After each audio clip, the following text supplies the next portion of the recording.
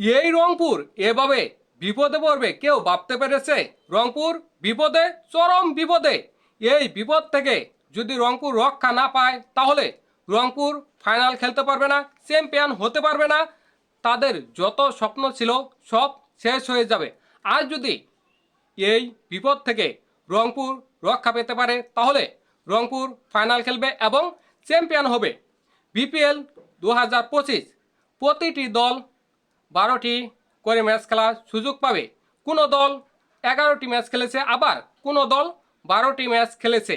যেমন রংপুর, রাজশাহী, সিলেট 12টি করে ম্যাচ খেলে ফেলেছে এবং 4টি দল 11টি করে ম্যাচ খেলেছে।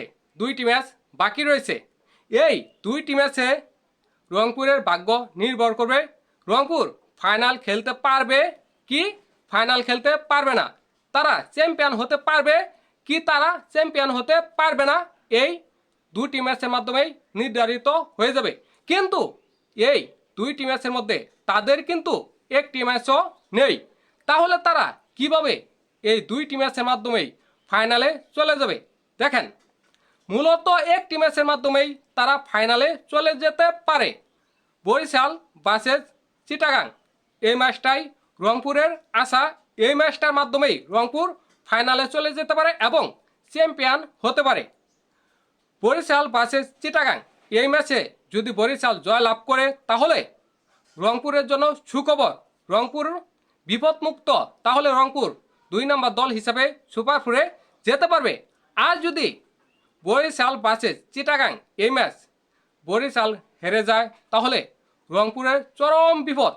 দেখেন, যে দল 1 এবং 2 নম্বর হতে পারে ওই দলের জন্য সুযোগ, তারা প্রথম কোয়ালিফাই খেলবে। প্রথম কোয়ালিফাইয়ে যদি তারা জয় লাভ করে তাহলে ফাইনালে চলে যাবে। আর যদি জয় লাভ না করতে পারে তাহলেও তারা বাদ না, তারা দ্বিতীয় কোয়ালিফাই খেলতে পারবে। দ্বিতীয় কোয়ালিফাই জিতলে তারা ফাইনালে চলে যাবে। আর যারা 3 এবং 4 নম্বর দল হবে তারা প্রথমে এলিমিনেটর ম্যাচ খেলতে হবে। ওই ম্যাচে যদি তারা জয় লাভ করতে পারে তাহলে তারা দ্বিতীয় কোয়ালিফাই খেলতে পারবে। আর দ্বিতীয় কোয়ালিফাই জয় লাভ করলে তারা ফাইনাল খেলতে পারবে। আর যদি রংপুর 3 নম্বর দল হিসাবে সুপার ফোরে যায় তাহলে কি রংপুর টানা 2টি ম্যাচ জয় লাভ করে ফাইনালে যেতে পারবে? সেটা যে কোনো দলের জন্য চরম কঠিন। রংপুর যত পিলারি আনুক, যত বিদেশি পিলারি আনুক, যত কিংবদন্তি পিলারি আনুক, রংপুরের জন্য টানা 2টি ম্যাচ জয়লাভ করা আসলেই কঠিন, যে কোনো দলের জন্য কঠিন।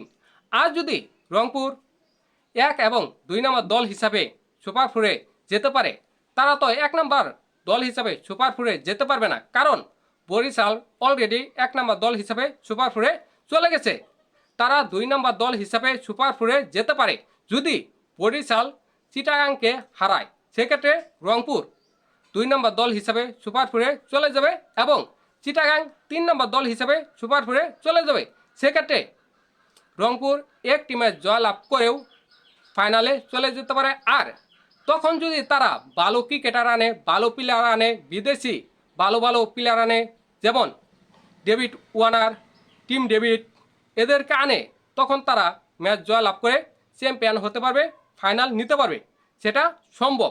কিন্তু 3 নম্বর দল হলে সেটা পড়াই অসম্ভব, পড়াই ইম্পসিবল। আপনারা বলেন তো, এবার কি রংপুর ফাইনালে যেতে পারবে, চ্যাম্পিয়ন হতে পারবে, নাকি বরিশাল চিটাগাংয়ের সাথে হেরে যাবে?